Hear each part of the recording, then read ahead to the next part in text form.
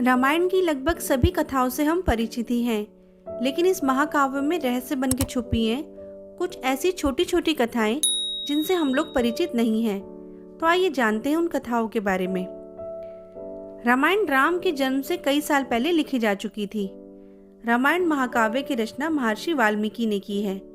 इस महाकाव्य में 24,000 श्लोक, 500 उपखंड तथा उत्तर सहित 7 कांड हैं। रामायण ग्रंथ में लिखे गए 24,000 श्लोक में हर 1000वां श्लोक का पहला अक्षर लिखा जाए तो यह गायत्री मंत्र बन जाता है। रामायण के सभी पात्रों में एक पात्र ऐसा भी था जिसका जिक्र शायद ही किसी ने किया हो, और वह पात्र है राजा दशरथ की बेटी जो कि राम की बड़ी बहन थी। उनका नाम शांता था और उनको राम की माता कौशल्या ने ही जन्म दिया था। शांता अपने चारों भाइयों से उम्र में काफी बड़ी थी। रामायण में विष्णु श्री राम का अवतार लेकर आए थे तथा देवी लक्ष्मी माता सीता बन के आई थी। वहीं उनके इस अवतार का साथ देने के लिए शेषनाग लक्ष्मण जी का अवतार लेकर आए थे। भगवान विष्णु का सुदर्शन चक्र भरत का अवतार लेकर आए थे तथा शंख शैल शत्रुघ्न अवतार थे। जिस समय भगवान श्री राम वनवास गए उस समय उनकी आयु लगभग 27 वर्ष थी। राजा दशरथ श्री राम को वनवास भेजना नहीं चाहते थे, लेकिन वे वचनबद्ध थे। जब श्री राम को रोकने का कोई उपाय नहीं सूझा तो उन्होंने श्री राम से यह भी कह दिया था कि तुम मुझे बंदी बनाकर स्वयं राजा बन जाओ। सभी जानते हैं कि लक्ष्मण द्वारा शूर्पणखा की नाक काटे जाने से क्रोधित होकर ही रावण ने सीता का हरण किया था, लेकिन स्वयं शूर्पणखा ने ही रावण का सर्वनाश होने का श्राप दिया था, क्योंकि रावण की बहन शूर्पणखा के पति विद्युत जीव का वध रावण ने कर दिया था। तब शूर्पणखा ने मन ही मन रावण को श्राप दिया था कि मेरे ही कारण तेरा सर्वनाश होगा। कहते हैं जब हनुमान जी ने लंका में आग लगाई थी और वे एक सिरे से दूसरे सिरे जा रहे थे तो उनकी नजर शनिदेव पे पड़ गई थी। वे कोठरी में बंधे पड़े थे। हनुमान जी ने उन्हें बंधन मुक्त किया। मुक्त होने पर उन्होंने हनुमान जी के बल बुद्धि की भी परीक्षा ली, और जब उन्हें यकीन हो गया कि वह सचमुच में भगवान रामचंद्र के दूत हनुमान जी हैं, तो उन्होंने हनुमान जी से कहा कि इस पृथ्वी पर जो भी आपका भक्त होगा उसे मैं अपनी कुदृष्टि से दूर ही रखूंगा, उसे कभी कोई कष्ट नहीं दूंगा। इस तरह शनिवार को भी मंदिरों में हनुमान चालीसा का पाठ होता है तथा आरती गाई जाती है। आधुनिक काल वाले वानर नहीं थे हनुमान जी।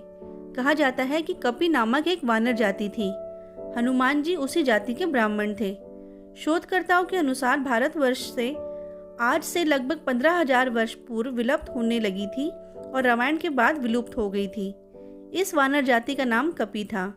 मानव नुमा ये प्रजाति मुख और पूंछ से बंदर जैसी दिखती थी। भारत से दुर्भाग्यवश कपि प्रजाति समाप्त हो गई, लेकिन कहा जाता है कि इंडोनेशिया देश के बाली नामक द्वीप में अब भी पूंछधारी जंगली मनुष्यों का अस्तित्व विद्यमान है।